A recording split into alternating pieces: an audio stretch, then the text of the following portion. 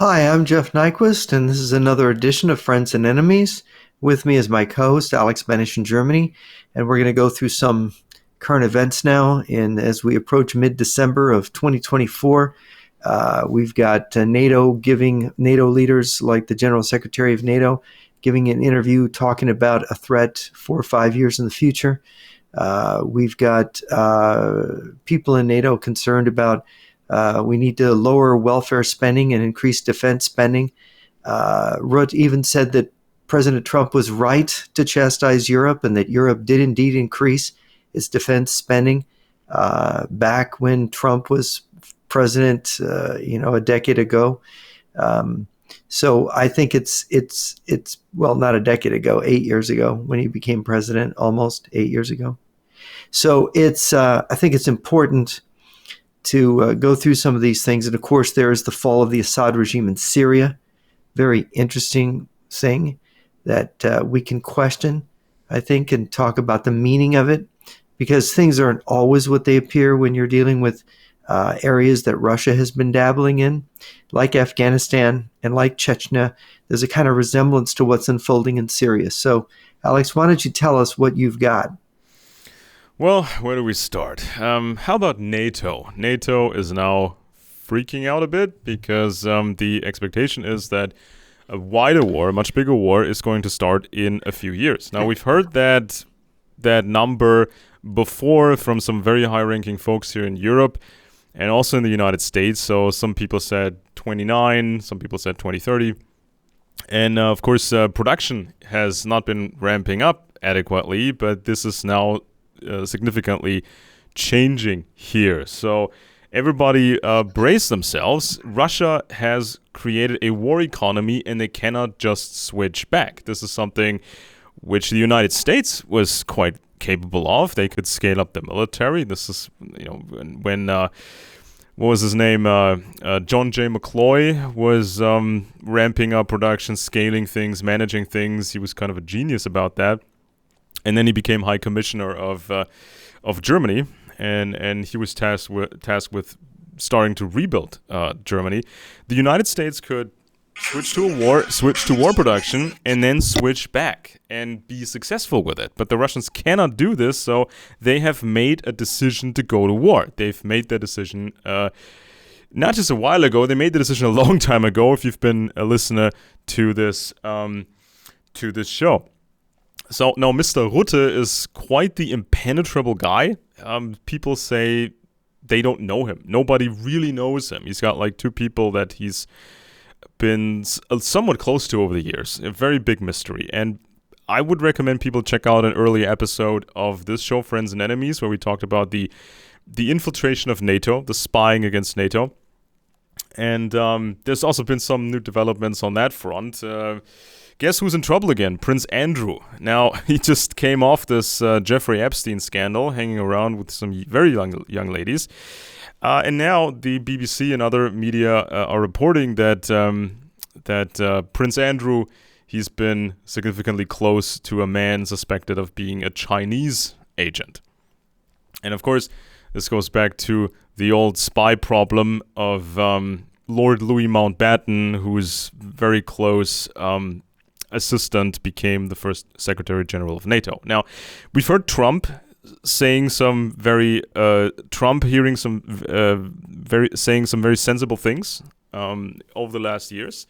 He was complaining about what NATO was doing, especially in Europe, and now things are getting somewhat better, but there's still a huge spy problem. Now, people haven't been paying attention to NATO up until, let's say, 2020. Or 2022 for the most part.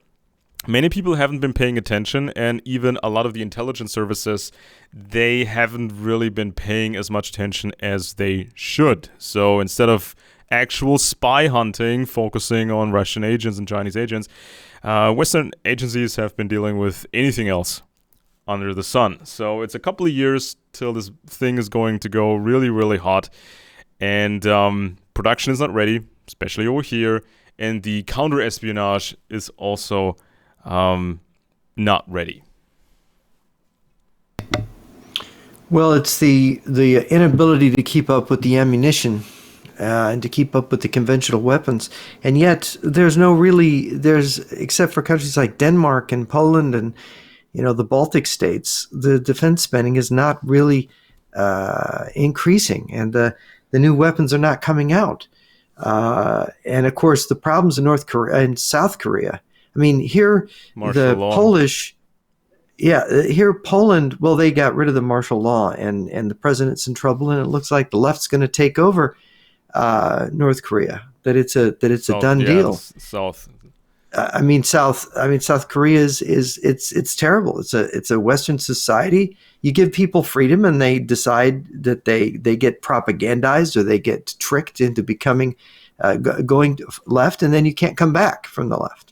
And then you disarm, and then you get more infiltrated, and then you're done. And the thing is that Poland and a lot of these, Poland's an example. They didn't find the German tank production reliable. It wasn't going to be enough for their needs. You know what's going on in Germany. So they're going to get their tanks and their weapons from South Korea. South Korea has brilliant production. South Korea has created its own kind of tanks and weapons. So what a great thing for Poland to be armed with South Korean equipment. So what happens? South Korea gets taken over. What are the chances that the continuation of the arming and buildup in Poland, which has been muted, by the way, by the Tusk government, is going to continue? And of course, we have the problem with Orban in Hungary. He wants some kind of peace conference to be in Hungary, I guess. Well, the thing is that Europe is too weak. All of this shows us how weak and vulnerable Europe is. Let alone states. Canada. Look at Canada. Look at Mexico. The way the corruption, drug trafficking, pedophilia are operations of the Russians and their Chinese allies. And the Chinese all these Western companies to invest in them. Jean Robin is right when he says that Macron is a Maoist.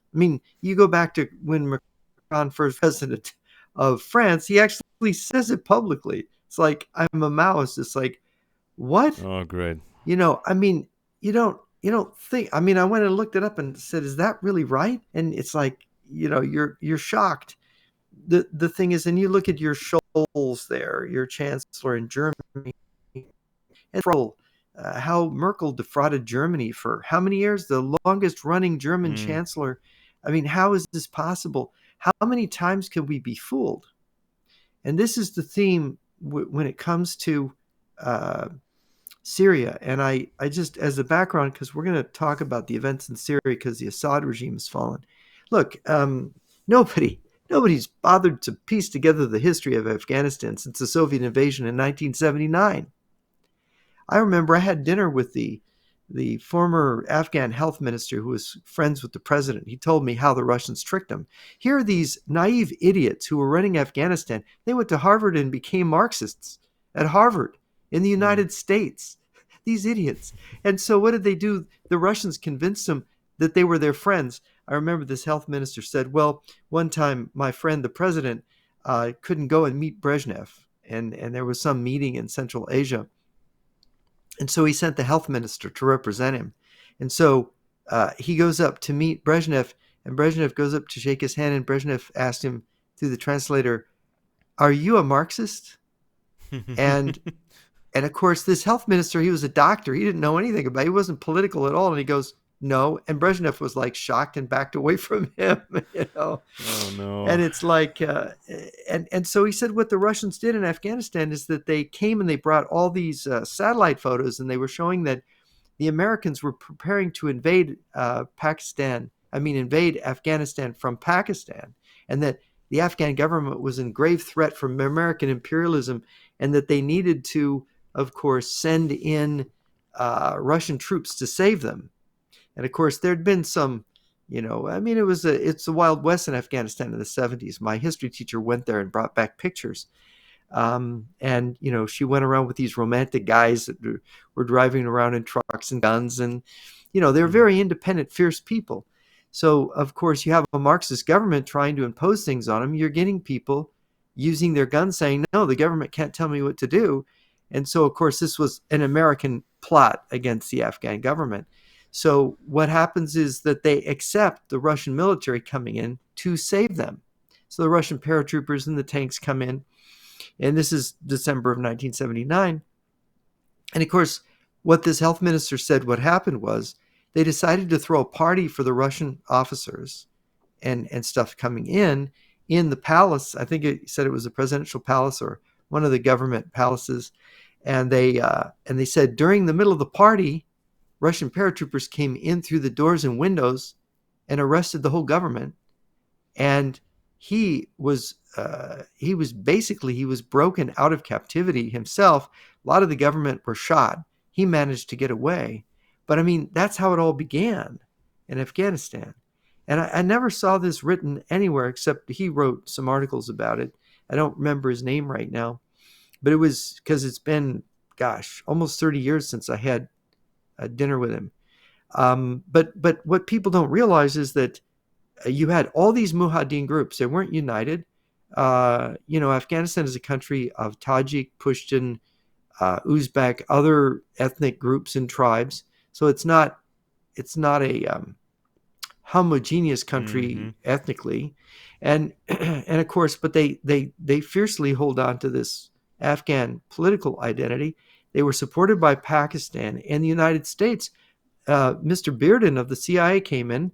I read his book. It's called The Main Enemy, about what he did. He wasn't really allowed to go into Afghanistan. He couldn't. The Soviets occupied it. He would meet with certain Afghan tribal leaders in Pakistan, and the Pakistani ISI, that's their CIA, was helping him, distribute money. So all we were doing really is distributing money and some weapons to and allowing some, setting up training camps. I think the ISI did most of the training for these Afghan fighters. And what he writes of course, how does the CIA, without real access to these people, know who they are that we're giving money to? And this is the thing. The same thing in Syria. You got like 7 groups. I think it's around 7 groups in Syria. There are all these different. And again, the thing about the Middle East and these parts of Asia is they're very tribal. There's these little sects and subgroups, and it's all a patchwork. It's not, Yeah. the homogeneity is not there. Like you go to America, and like there's a McDonald's everywhere, and there's Yeah. these certain stores, and Oh, I Americans remember all when speak. I remember Yeah. when the American forces when the American forces got involved in the Middle East or in Afghanistan, some of these countries, the American military was tasked with mapping all these different groups there. So who's friendly with what group? Who's friendly with the West? Who hates us? And all that stuff. So they started to map, and quickly they figured out it was so complex. You needed a PhD in this for this area. You needed to be an absolute But you see, expert. the Russians had already got there ahead of us. Not only mapped it, but had people who remember Soviet Central Asia has Tajiks and Uzbeks in it. The Uzbekistan SSR, a Soviet republic, Tajikistan SSR, and the Yeah. others. So they have these same ethnic minorities in the Soviet Union as they had in Afghanistan. So what they could do is they could infiltrate ethnic Tajiks, ethnic Uzbeks into Afghanistan, and they're Afghans now, right? I mean, a good Hmm. example is Rashid Dostum, the Uzbek general who came into Afghanistan as Soviet mercenaries, auxiliaries, whatever you want to call them, and then suddenly one day he raised the Islamic banner and said, "I'm Islamic. I'm no longer Hmm. fighting for Moscow." Although he would go back to Moscow and drink with the Russian generals secretly on the sly, and the same thing. Bearden tells the story about about Rashid, not Ahmad Shah Massoud, the head of the Tajik fighters. Now, supposedly he was the Rommel of Afghanistan. He won all these battles against the Soviets. There were all these burning Russian tanks. Well, shock of shocks, when you read the book, he said, well, we realized that those battles were fake. Hmm. So the Tajik battles against the Russians, the Soviet forces in Afghanistan, were fake. They were faked to get us to believe that he was a tough fighter, that he was a good guy to invest in, to send money to send weapons to. See how the game is played? So we're giving money to a guy, and he said, and what Bearden says in the book, he says, we realized that Ahmad Shah Massoud had the Soviet agent close to him, codenamed the Advisor. Now, it's funny, it comes out later, and this has been scrubbed from the internet, but I've read these articles on the internet. that Mohammad Fahim, who was Ahmad Shah Massoud's intelligence chief, was a trained KGB officer trained in Soviet Tajikistan, and that he was the advisor. He was the one who Terrific. was sitting next to Ahmad Shah Massoud, manipulating him. And so, and so you have this infiltration of the Mujahideen groups, so that as this war evolves, what are the Russians doing? This is how the scissor strategy works. You have these schools, Islamic schools and training centers in Pakistan on the other side of the border, and you have this rash of incredible assassinations where they're blowing up and they're shooting and they're murdering these Islamic leaders, these people from Afghanistan. Because remember, in the Afghan war, the Soviets killed 1 million Afghans and drove millions more into refugee camps in Afghanistan. I mean, in Pakistan. So these millions of Afghans fled, just like the Ukrainians have fled the Russians in Ukraine and gone into these neighboring countries. They fled from Afghanistan into Pakistan. So you have all these camps.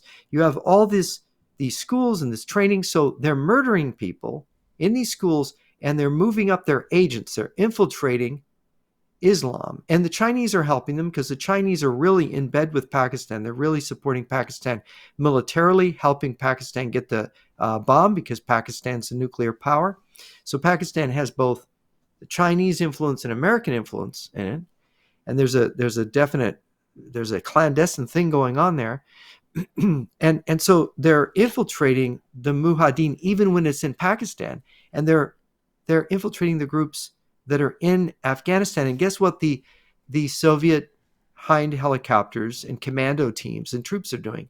They're killing and wiping out the Afghan groups that they don't control and the leaders they don't control. And they are making sure that within Afghanistan, when they get done, the leaders of the tribal groups of that patchwork are mostly, not entirely because you can't do anything perfect, are going to be under control of the KGB and the GRU. Terrific. That's how the scissor strategy worked in Afghanistan. And Afghanistan was the great laboratory from Hmm. 1979 till beyond the Soviet pullout of this strategy of taking, they created, Najibullah became the ultimate dictator. He had started out as the head of the Afghan KGB, but it started out as a Marxist-Leninist dictatorship when they established the communist regime. They kind of got rid of the Western-educated Marxists and brought in their own, Soviet-educated Afghans. And then they realized they could not directly impose a Marxist-Leninist regime on these people. So they had to create a hybrid regime, an Islamic regime, filled with their agents who were tweaking Islam as an ideology the same way Dugin and his group, create this religious perennialism to try to accommodate all religions, because they realize they can't kill all the religious people, all the Muslims and Christians and Buddhists in the world, so they want to assimilate them. They want to put them through their own homogenizing process so they can come out Soviet without even letting them know. So in Afghanistan, what you ended up happening is the Soviets pulled out, of course, in the latter 80s and announced their defeat, because that was big. We have to have a defeat equal to the American defeat in Vietnam in order for us to convince them that we've lost the Cold War and that we're giving up. I mean, they needed to do that. But did they really lose? Watch what happened. Dostum and Ahmad Shah Massoud, the two main Afghan groups they controlled the best, and there was a Pushtun leader whose name I forget right now. They take Kabul, the capital of Afghanistan. They end the war. The Najibullah regime collapses. Najibullah then doesn't leave the country. His family goes to India, but he goes to the UN compound in Kabul. So he's still there, able to tell them, do this, do that. He's still there so they can consult with him. And they bicker a little bit about things, but what happens next? And this is around, I think this is around 94. Then in early 96, I think it's either late 95 or 96, an Afghan fighter plane forces down a Russian transport plane headed for Kabul. And this transport plane is loaded with 9 million rounds of ammunition from Moscow to the new government, which, by the way, the Tajiks, it's the Rabini government. It's this guy that Ahmed Shah Massoud put up to be president of the country, and the UN recognized him as the president of Afghanistan. But it turns out he's being supplied. This new government's being supplied by Moscow, and Terrific. these Pushtuns in Kandahar who forced this plane down, they interrogate the Russian flight crew. Why are you flying all these rounds of ammunition, small arms ammunition, to Kabul? Well, what is this? Oh, well, we're giving it to the government. Well, wait a minute. The government overthrew your puppet Najibullah. Why are you supporting the people that overthrew him? And so this got all around the Pushtuns. And the Pushtuns looked and said, this Tajik and Uzbek general, Dostum and Ahmad Shah Massoud, these are Russian agents. And so Terrific. this is how Mullah Omar and the Taliban, they said, we're joining the Taliban. These are the only guys that are pure. Mullah Omar is the only guy that's not a Russian agent. We're following him. And they were unstoppable. It was a surprise. They turned, and of course, they're the largest ethnic group in Afghanistan. They came in and they pushed them out of Kabul, pushed them into the north. That's why Rashid Dostum and Ahmad Shah Massoud became the Northern Alliance. They retreated towards the former Soviet Union and were receiving support from Russia, even Soviet aircraft that were no longer Soviet, flying missions out of former Soviet Central Asia, were bombing the Taliban at first to try to correct their lines and keep them on the map. So this is what became the Afghan Civil War. And of course, Mullah Omar is, a dumb guy in a way. He's not that well educated. He knows about the Quran and stuff. So he's the target to infiltrate next, right? Because now they're fighting him. But since they're not really, the idea is not necessarily to win a civil war. It's to take over the other side in the civil war through various parts. So what did they do? Remember Osama bin Laden and his lieutenant Ayman al-Zawahiri? The people say Zawahiri. When I was a kid, that word was pronounced Zawahiri. So because there was a game of that name from Egypt. So anyway, these guys, and Zawahiri was named by Alexander Litvinenko as a longtime KGB agent. So here, Osama bin Laden, his right-hand guy, is a KGB agent. And so what does he do? He's with Ahmad Shah Massoud and Mohammed Fahim with the Tajiks and the Afghan government. And what does he do? He changes. He goes over to the Taliban, right? So there's a poison pill for you.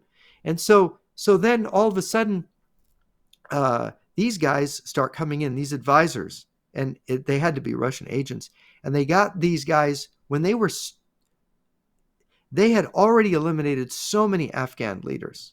I mean, Rob Schultheis wrote a beautiful book about this, where he's on the road to Kandahar, and there's this giant offensive against the Najibullah government. This is a few years earlier. And he sees these truckloads of dead bodies coming back from the front line. And you know what they told him?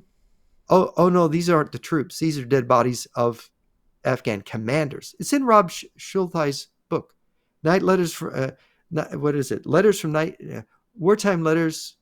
No, Night Letters from Wartime Afghanistan. Beautiful book. The guy is a poet, really, and he loved these people. He was a Western journalist who lived among the Mujahideen, went in there, risked his life. So the picture here is of then Osama bin Laden doing 9/11 with the help of course, the Magnificent 19, Mohammed Atta, who was, by the way, according to my sources in Czechia, was trained in a communist terrorist training camp in communist Czechoslovakia in 1987. I can't verify that. Germany didn't capture them. Germany didn't figure this out until it was too late. He was late. working in Hamburg. That's a good point. And of course, so what happens is that this attack on 9/11, this worst attack in American history, more dead, I think, worst attack since Pearl Harbor. I'm not sure 2,000 people died. Pearl Harbor was pretty bad, but it was a terrible attack. It caused us to go to war as a result of it. But who was at fault? The Taliban was harboring Osama bin Laden and the plotters of this attack. So what do we have to do? We had to attack the Taliban. Who are the Taliban? The ones that took Moscow's friends out of Kabul. The ones that upset the Soviet victory. So what do? We go in and bomb. We align ourselves with Ahmad Shah Massoud and Rashid Dostum, and they come and they take over the country, and NATO comes in and secures it. And we make Mohammed Right. Karzai our president we pick him because I think he was living in the Bay Area in San Francisco, and they brought him in because he was pro-Western. But you know what Mohammed Karzai said after he became president of Afghanistan? He said, I'm not the real president of Afghanistan. Defense Minister Mohammed Fahim is. And Fahim is a Russian agent, and it's the Russians that are controlling Afghanistan, and they're controlling it through the heroin trade. And they're using this heroin money, they're buying everybody off. So this whole NATO occupation for all these years, and then what happens? The Taliban's out in the cold. And so who's supporting the Taliban now? The Chinese. And the Russians, we found out recently, it came out, the Russians were filtering money to the Taliban while we were fighting them. Our great allies, our friend Vladimir Putin, that we supposedly betrayed, right? So this is Afghanistan. So I wanted to tell this history of Afghanistan. And this is just a snapshot. I mean, there's so much to this. It's such a huge subject. But you look at Chechnya, you see the same pattern in the Chechen War. It is not so simple. The Kadyrov, the present president of Chechnya, his father gave an interview to a British Islamic magazine basically saying the Chechen War was both sides were controlled from Moscow in the Chechen War. He said that. And you know what? Putin then appointed him after he said that. Putin appointed him to be president of Afghanistan, but he knew too much. So they blew him up, they killed him, and they made his son the president. And they've made the Chechens now aren't fighting the Russians. It's an Islamic army of Chechens fighting for the Kremlin, right? So this is the transition. You look at Afghanistan, they made every group now in Afghanistan is under the communists, under the Chinese and the Russians. Who's at Bagram Air Base now? Chinese communist troops and Russian advisors? Who is controlling it? After all this time, it took so long, but what an experiment. What a tremendous thing. So what is happening in Syria then with the 7 groups? And this is the one point, maybe you can verify this. I've talked to 2 people now. One who, Johnny Anderson, Johnny, they're in Germany. He's not far from you. He went through and he found this evidence, and other people have talked about it, that the Russian flights to carry out the Russian troops out of Syria came on the 2nd of December, before the fall of Aleppo, that the Russians did nothing to stop the advance, except that people who aren't too keen would notice the Russians did do bombing strikes on some of the advancing groups. But there's the scissor strategy. You bomb and kill the leaders in the groups that you don't control. 7 groups, you think the Russians control them all? No, they don't. So they're going to bomb, they are going to bomb the rebels. They're going to bomb the rebels that they're not infiltrated in. And they're going to make sure they strengthen the rebels that they are. So that if they have to collapse the Assad regime, which they did, because that regime, it wasn't going to go anywhere. It wasn't going to win the civil war. It wasn't never going to unite the country. Look at how many years it's been going on. So what are they going to do? Collapse the regime, get a fresh start, use the incoming groups, use the scissor strategy to kill all the leaders they don't control, bring up their agents who they do control, and then form a new Syria. Yeah. Now, that's a theory. Let's see if I've watched this in Afghanistan. It definitely happened in Afghanistan. There's no doubt. And it shows the importance in Chechnya, I think it happened in Chechnya. So let's see if it happens. Let's see if Syria isn't inviting those Russian ships and aircraft back. Yeah, and that shows how important the intelligence sphere ultimately is. And we've had such a problem here in Europe, especially Germany, on the intelligence front, especially counterintelligence front, because of all these refugees from Syria, refugees from Afghanistan, refugees from Libya, all these hot zones, they all came here. And when these refugees were processed in Germany, the ministry that's tasked with the processing, they just hired a bunch of new people, gave them a bit of training, and then they processed these refugees. And so people started to ask questions. How much of a background check can you run on these people? They come from areas with no records at all, or very shaky records, easy to fake records. So it's not like you have a person with a birth certificate and medical records or any kind of records. You cannot verify who this person is. And so then um, all these migrants here, they are encouraged to find a job. So what jobs are they working in? Well, all kinds of jobs. And this has been going on for a while now with the war in Kosovo, uh, the previous wars in Chechnya, Afghanistan. All these people come here and they settle here, and then they start to work. And these could be low-level security jobs. You see in major corporations, you see the security people who patrol the buildings and the surrounding property. You see these people, they you can tell they are Albanians, or they're from Afghanistan, or they're from Africa. But who are these people really? It's not racial profiling, it's not racism. It's just a basic question of, do we know who these people are, and what are our capabilities of checking if these people are something else, right? They might be a Russian asset, they might be a proxy asset. Okay, so it's not just Russians spying on us, it's also Russia helping some other groups to spy on us. Huge disaster. And so at some point, the processing of a refugee was done in, I think, less than an hour sometimes. It was just, there was a quota. We have to process that many cases in a day. And so let's do some processing, right? And this is how we have the situation we're in now, where German intelligence, they don't even have people who speak the language. I mean, can you imagine this multicultural hodgepodge, when there's strong indications that there's a circle of possible terrorists, like with the pre 9/11 stuff in Hamburg? These people go to weird mosques, or they have some weird contacts, or some other countries. They warn us about these people. How can we listen in on them when we don't even speak their languages? I mean, this happened with the Chinese. And guess who does speak their languages? Look, the Soviet Union itself, Central Asia has all these peoples in it, all these Muslim peoples, all this tribal patchwork. So they have the resources, they have the people, they have the languages. See, you look at the Russian Empire, which of course became the Soviet Union. They had this tremendous diversity. There's Buddhists, there's Muslims, there's Christians of all kinds of different kinds.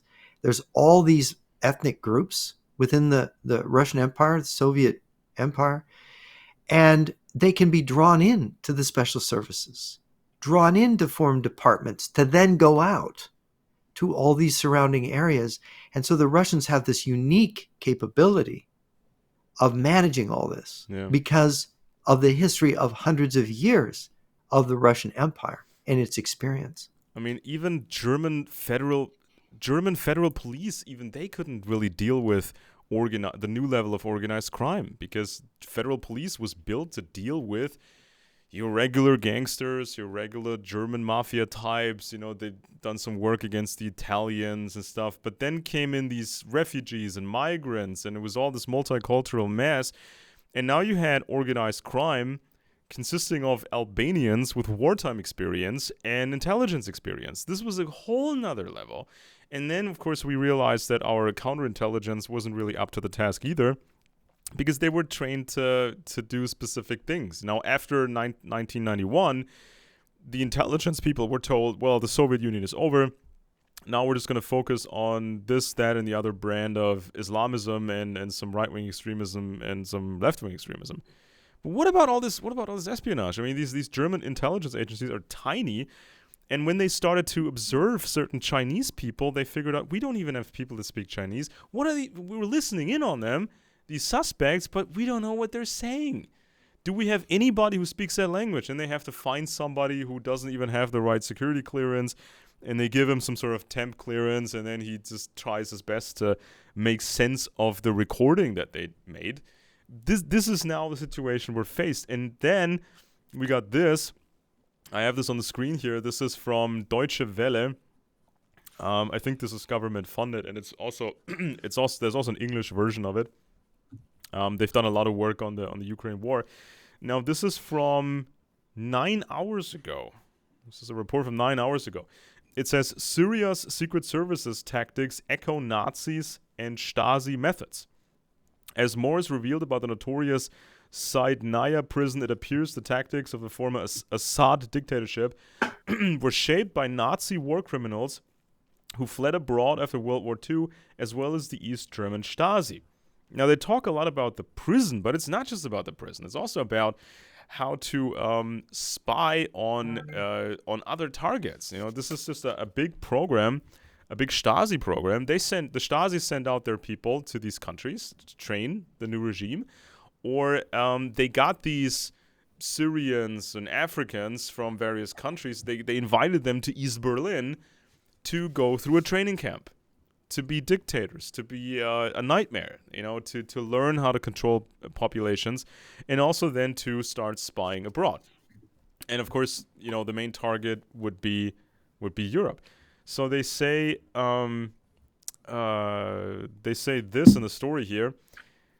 They talk about Alois Brunner, a commanding officer in the Nazi paramilitary SS who fled to Syria in 1954. Brunner was a close associate of Adolf Eichmann, one of the architects of the so-called final solution. And Brunner was not the only former SS or Wehrmacht member in Syria, as Nura Charlati from the Leibniz Zentrum Moderner Orient in Berlin Research Institution explained. Quote, many of them were employed directly by the Syrian General Staff on one-year contracts advising the army and the military intelligence service, she said. And it goes on like this. And then, of course, the Stasi, East German State Security Service, and Syria Secret Services. So it gets worse and worse the more you read into this. Well, they talk a lot about the torture and terrifying the population.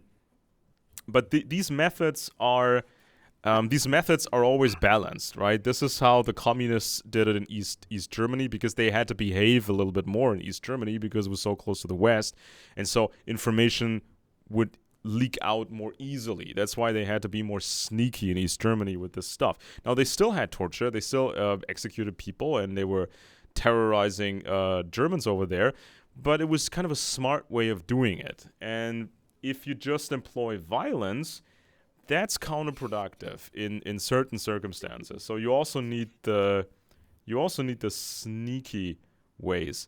It says Brunner proved useful to Syrian dictator Hafez Assad, who seized power in 1970 and was the father of Bashar Assad. He knew exactly how to extract and use information, how to manipulate people, what is important for the activities of secret services. And then came the assistance from the Stasi. Syria was non-aligned, supposedly in the 1960s under the Baath regime. It increasingly aligned itself with Europe's Eastern Bloc. And then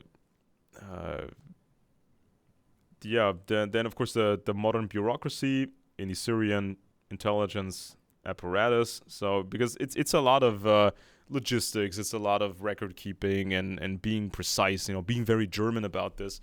To find out who's against the regime. So yeah, this is kind of the mess we're into. So it's 5 to 6 years, according to these now public estimates, 5 to 6 years until the big war starts, until it gets really, really serious. Not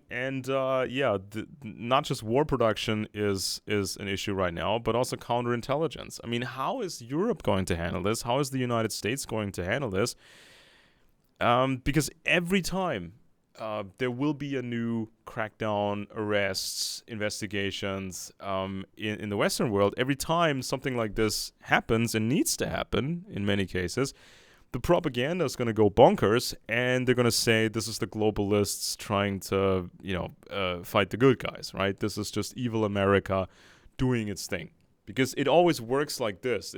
There's no action without a corresponding information operation attached to it. Mm-hmm. Well, this is exactly what General Van Herk said to me when I had dinner with him and some other folks, General Pelletier. There was a a Canadian admiral there talking about how you build up Canada, the U.S. All the Western countries have this problem that, yeah, we can increase some superficial areas of production quickly, but the complexities of putting together a division, a naval task force, an air force, requires all kinds of industrial skills, skilled labor, people who know welding, who know all kinds of sciences, and because since the so-called peace dividend and the collapse of the Soviet Union, we let all this stuff go, just like we let our uh, nuclear weapons production facilities go and our tritium production plants go, so that we've had trouble maintaining our nuclear arsenal, and it's way past its shelf life. There's this general inability. This Canadian admiral said, we can't build ships. We have to build the infrastructure to build the ships first. This is becoming clearly a problem for the United States. We cannot keep up with China's naval building, let alone China and Russia's naval building. And I think the whole West, from what I heard in the discussion, and what if I understood what the Canadian admiral said was correct, and he seems that he had traveled around, that he'd become an expert in this, that this is a problem. And they all said, the Canadian Lieutenant General Pelletier said to me, I said, well, why don't they attack us now? He said, oh no, they don't have to attack us now. They're going to be stronger in 4 years, 5 years. And I said, well, aren't we going to build up? No, we're not going to be able to do much until 4, 5, 6 years from now. And Van Herk was sitting there nodding. And it's a lot of it is about strategic weapons because they have the biggest lead time, the hypersonics and of course the more long range cruise missiles. But it's everything. The Yeah. Chinese and Russians built these arms plants, got this technology. They got ahead. Look at China's manufacturing 150,000 drones right now. Goodness knows they may have 1 million deployed already. Right? Yeah. What do we do? Yeah, and it's like Russia at this point is all in. I mean, this is what the NATO people have been saying. This is now basically public knowledge. I mean, if you've been educating yourself about these things, you would have known this years earlier. So Russia is all in. Russia has a war economy. They can't really go back, And they without just shredding announced themselves. a huge increase in defense spending. Yeah, yeah. It's like Putin announced. they are willing to accept the problems that come with it. They are determined, and also all these shortfalls that can be counterbalanced by China. Now I have an example here. This is from recent news coverage. So they talk about the economic problems in Russia. Obviously, so the central bank has raised interest rates enormously. Sergei Chemezov, head of the defense giant Rostec, said the monetary squeeze was becoming dangerous. If we continue like this, most companies will essentially go bankrupt at rates of more than 20%. I don't know of a single business that can make a profit, not even an arms trader. So then it says some 800,000 of the young and best educated Russians have left the country. The numbers slaughtered or maimed in the meat grinder are approaching 500,000. Russia's digital minister says the shortage of IT workers is around 600,000. Now imagine, nothing works without these IT guys, right? So what is the data connection? Why is there no data connection? Why is the printer not working? Why is the computer not working? They're lacking 600,000 IT workers. The defense industry has 400,000 unfilled positions. Total labor shortage is near 5 million. But guess what? All these shortfalls, they can be counterbalanced by the Chinese because they've got all the people and they can make up for that. And the North Koreans. Yeah. And they say that And by the way, Russia is importing Central Asian Muslims to work in their plants. yeah. Yeah. So They're they've planned trying this. to use them at the front line as cannon fodder. Yeah, they've planned this for a long time, obviously. So, and it says this. Alexei Novozilov from the circuits company Milanda said Russia could not obtain the insulator technologies needed to make chips of 90 nanometers or below. It is the dark ages. So just so people know. Now, right, so if you have any modern computer or you buy a graphics card for video work or for gaming or whatever, now I think most people are now in the 7 nanometer era. So every couple of years in the West, it's like it was like 9, it's 7, it's 5. So this means it's a really modern chipset. It's a really high powered chipset. The Russians Mm. are stuck in the 90 nanometer area. That is literally the dark ages, and they cannot even make those properly. So it should be obvious to anybody now how much Russia and China need to work together to make this function.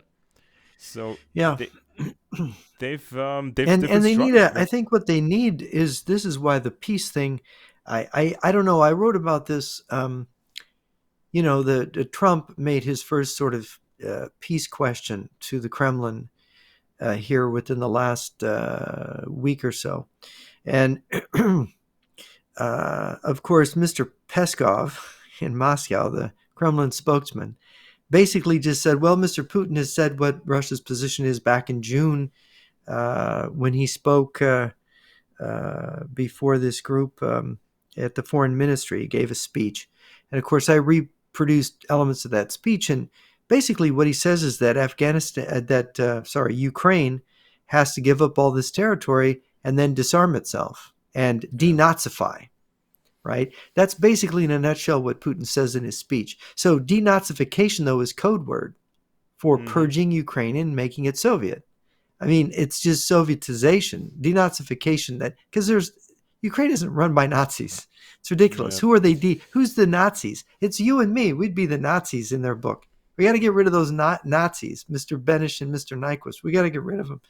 And we're nothing of the sort. We're just anti-communists. That's what the real Mm-hmm. meaning of the word Nazi is, in their code language, because it's absurd. It's like Zelensky's comedy routine he did a decade ago, not quite 8-9 years ago, on stage about the letter that this poor deluded Russian from watching Russian TV writes to his Ukrainian cousin about, oh, your country must be so terrible, it's all overrun by Nazis. And it's hilarious, all the crazy things that this Russian believes about Ukraine. He's got the Ukrainian audience in stitches about how idiotic and deluded these Russians are. I mean, he Yeah. satirizes it. And of course, it is, and this is the same thing with these Americans who think that Ukraine is a Nazi country, run with a Jewish president, by the way. And now you've got in France this idiot Alex Jones copycat in France who's developed a term Judeo-Nazism. Oh no. Yeah. I know, it just gets worse and worse. Here's an interesting example. Now this is about Trump. Trump recently made some statements signaling, or slightly signaling what his foreign policy is going to be. There was this incident, I think it was making the rounds on Twitter or X, when Trump was wearing a blue a blue jacket and a yellow tie or some sort. That was Mm-hmm. interesting. And then he talked about NATO. And um, Trump said the military alliance takes advantage of the U.S. And he said, number one, they take advantage of us on trade, meaning the European nations. They don't take our cars. They don't take our food products. They don't take anything. It's a disgrace, Trump said. And on top of that, we defend them. So it's a double whammy. Now, it goes even deeper than that, because now we Germans, we like American cars. We really do. Now, one of the best-selling cars, or one of the really successful cars, has been the Ford Mustang, right? The newer generations of the Ford Mustang, the 5.0 with the V8 engine. Now, that's been a very popular car here. We also bought the Ford Ranger, which I think was initially created as sort of the F100 pickup, like a smaller pickup. It's a nice pickup truck. I've Yeah, driven it. Yeah, I I mean almost the bought one. Ranger. I mean I think the first generations of the Ranger were like an Asian pickup truck with a Ford badge, but then they made the actual Ranger. We bought this like crazy, and it's I don't know where it's specifically made, but the Ranger has become so large now and so popular. Ford, Ford USA, they may as well introduce the F-150, the best-selling car ever, right? They could sell the F-150 here, maybe have a diesel version of it, or more diesel options with it, and then sell a bunch of cars over here, right? In theory, that's a big thing. We also liked the Jeeps, very popular, until I think they were bought by Stellantis now, and they're in trouble. But we like American cars, we really do, and for the last, let's say, 10 to 20 years, there's been this absolute complete nonsense rule, whereas a car company, they are allotted a CO2 budget.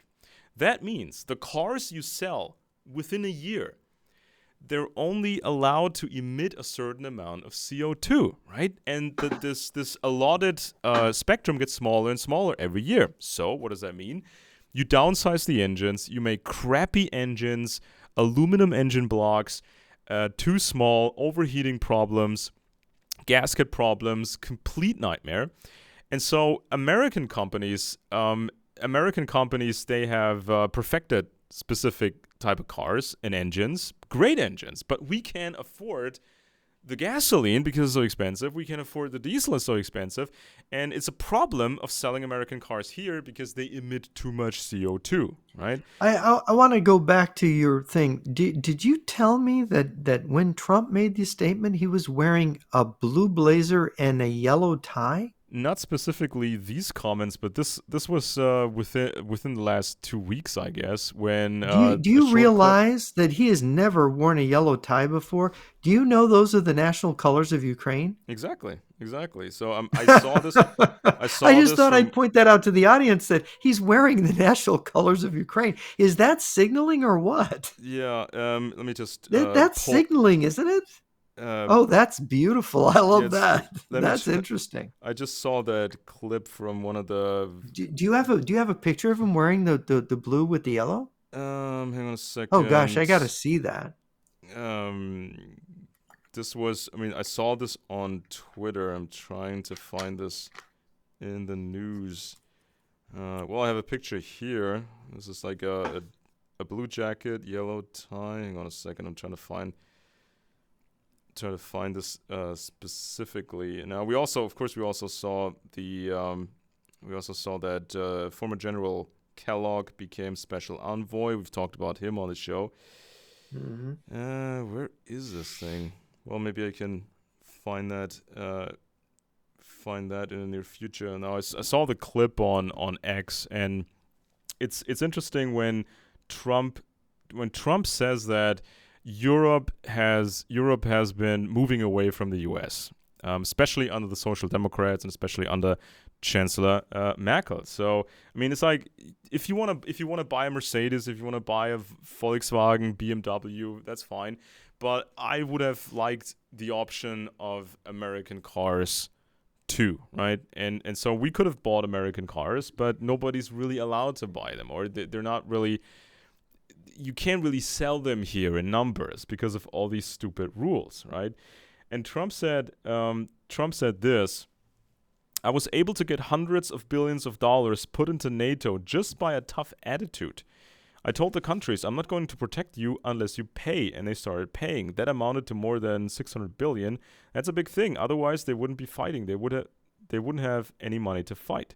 If they're paying their bills and if I think they're treating us fairly, absolutely, I would stay with NATO, he stressed on Sunday. So this is kind of an example when Trump says something. And Kellogg, I mean, even former General Kellogg explained this in his article like months ago. He said there's always a specific idea behind it. This is not random. This is not just rambling. This is not just an outburst of emotion. I'm angry at NATO. I don't want to pay for them. I'm going to leave NATO. There's Hmm. always a rationale behind this, and this is something that nobody's really been willing to give Trump credit for, especially over here. That this Well, makes well, sense. Rutt, the General Secretary of NATO, Mr. Rutt, did give Trump credit in his interview. You maybe saw.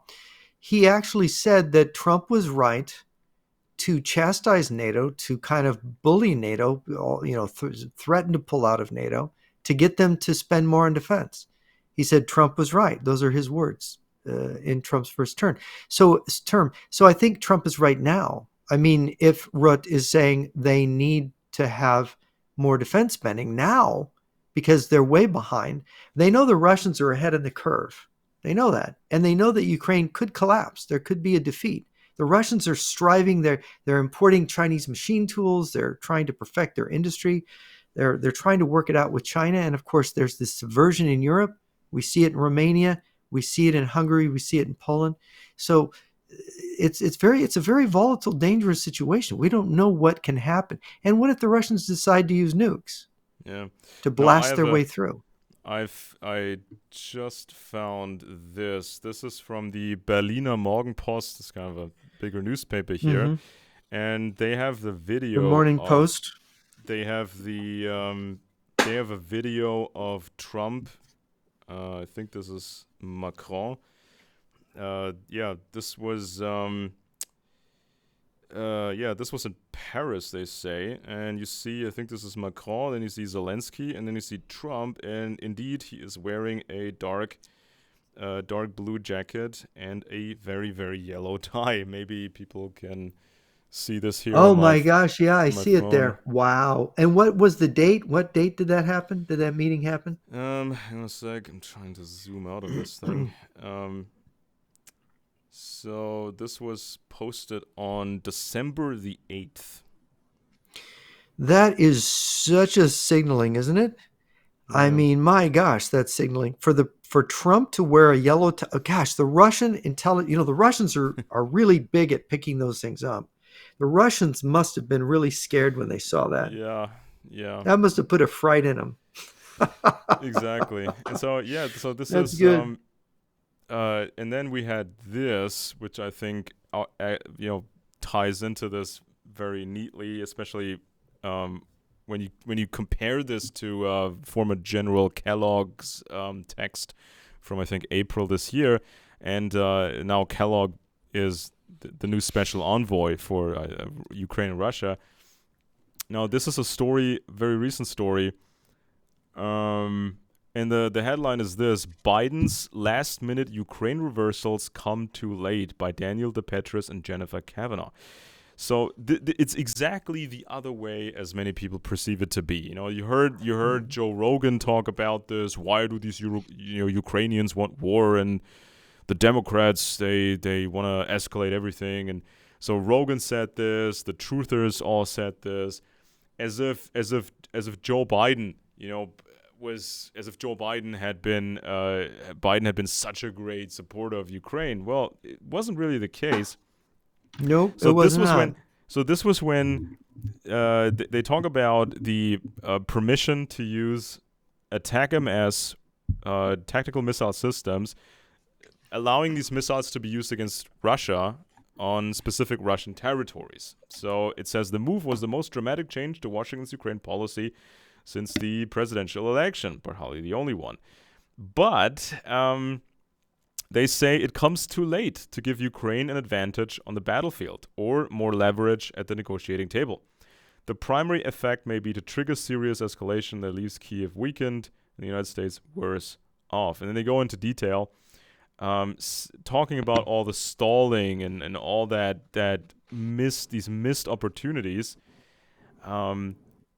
And it's kind of a rare glimpse of honesty now in the media when people present a tally. What did Biden actually do? He made some really nice statements, but there wasn't a lot of action.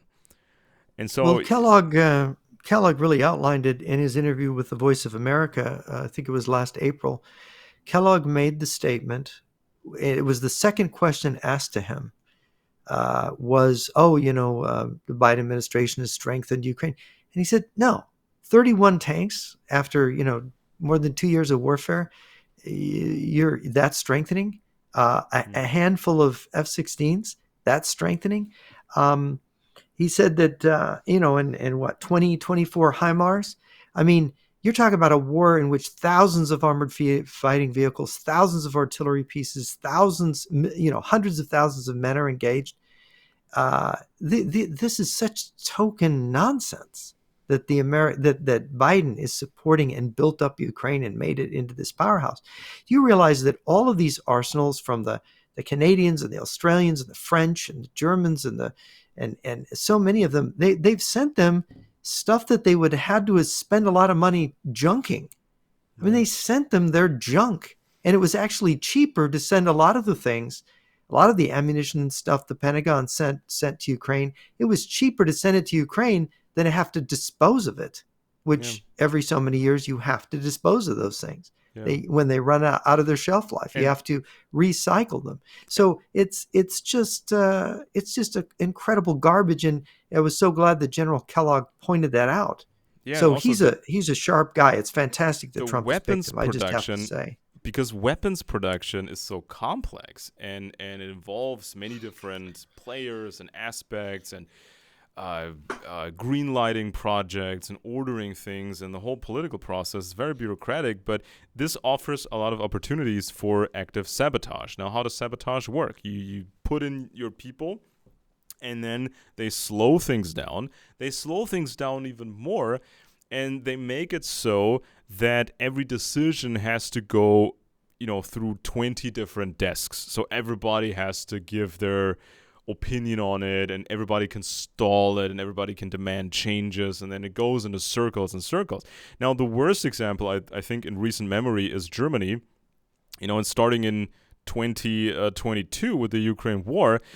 This has become such a comical farce of epic proportions. It made even the mainstream press started to doubt started to question whether Germany is completely infiltrated to the very political top.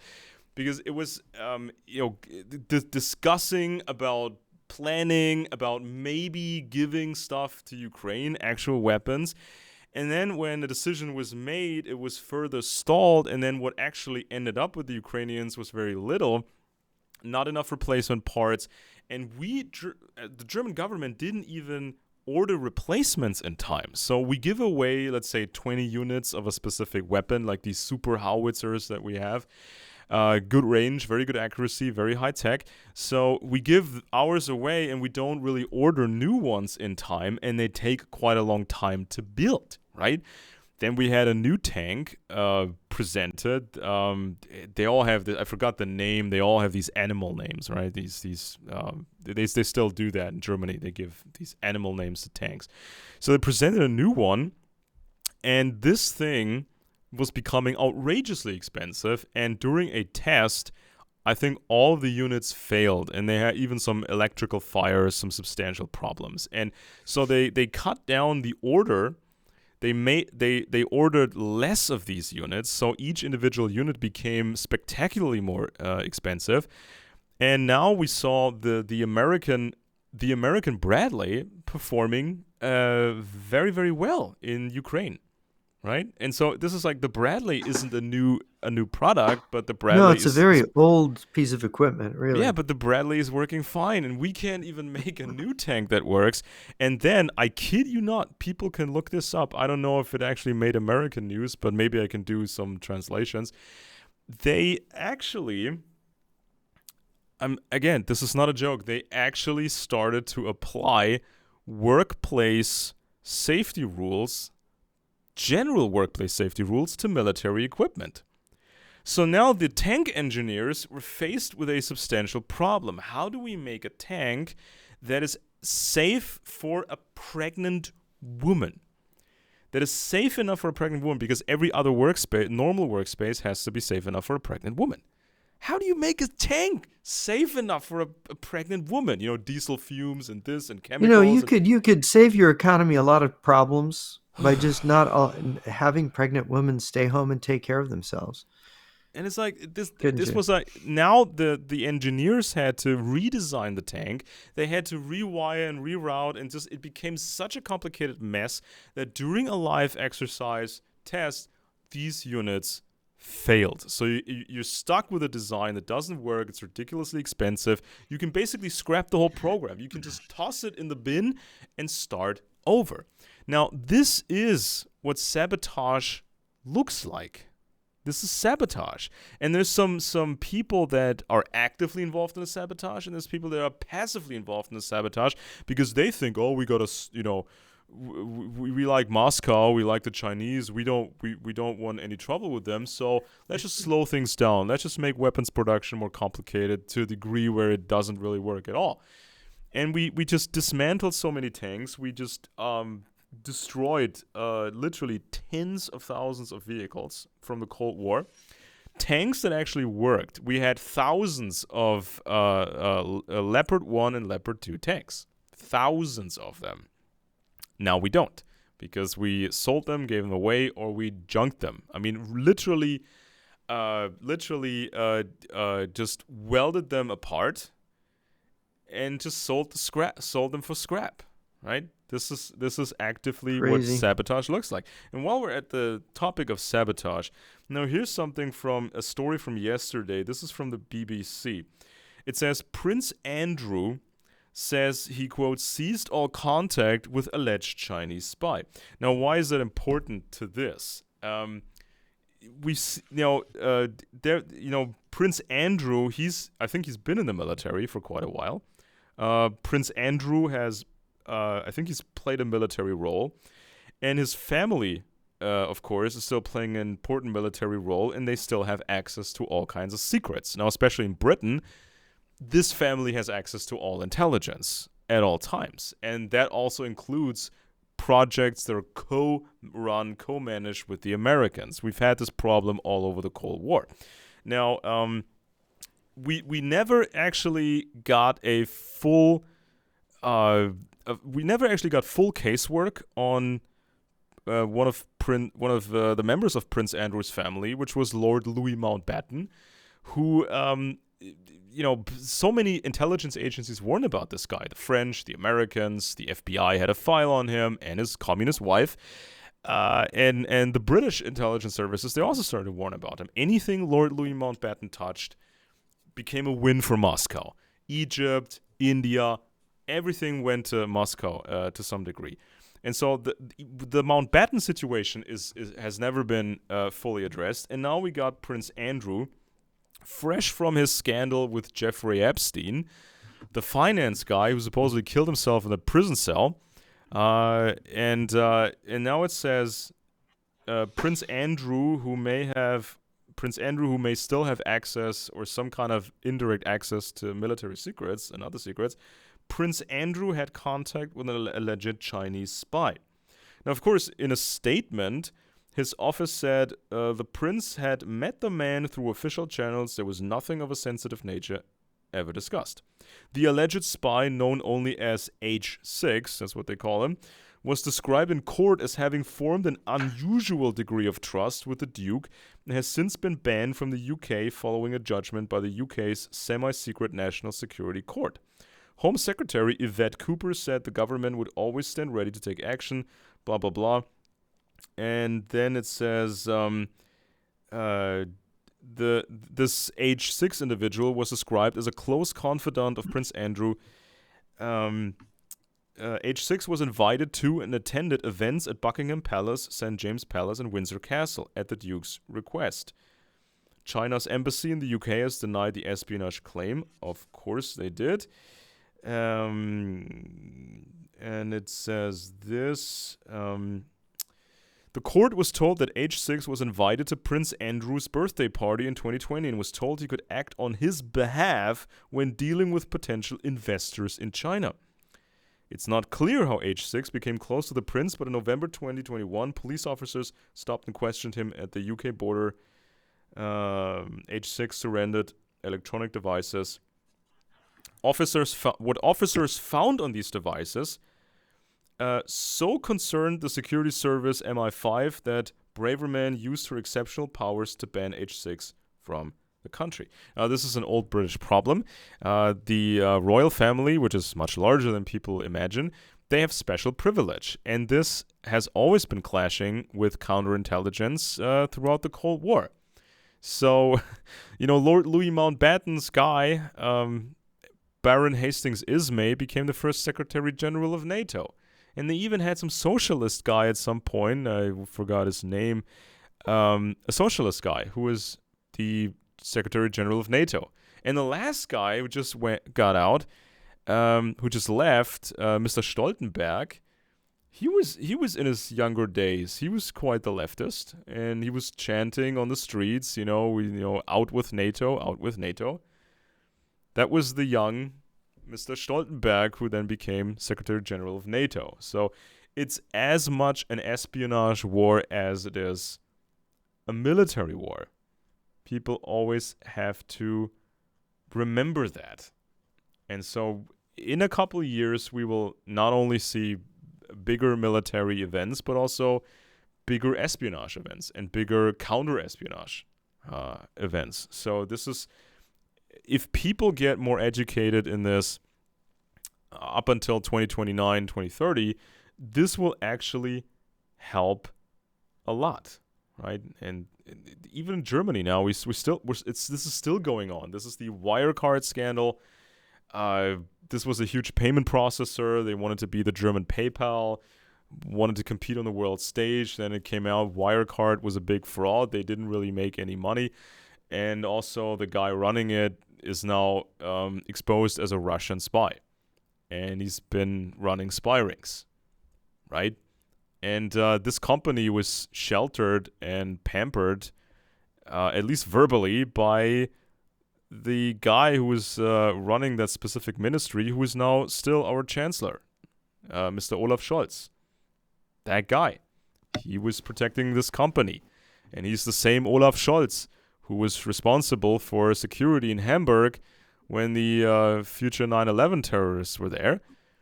And these guys didn't get caught, even though we now know they visited the radical mosques in Hamburg, and 29 of these radicals were listing the same apartment as their official home. Nobody quite bothered to bug that place. Nobody quite bothered to really get down to it and make some arrests. And then these guys went to America and they did 9/11. That's how that happened. So it's as much an espionage war as it is a military war. Yeah, it certainly is. Well, Alex, we've got, I think we've done more than an hour, and I want to thank the listeners. I think we're pretty much done. I'm Jeff Nyquist. This has been Friends and Enemies. We've been talking about the enemies of the West, how they've been operating against us, how they've infiltrated us, how they've corrupted and turned things toxic in the West while they're attacking us and preparing to attack us from the outside, and how the scissor strategy works, how it worked in Afghanistan, how it is probably working in Syria now. And I hope you'll join us next week again when we have another discussion. So thanks for being with us.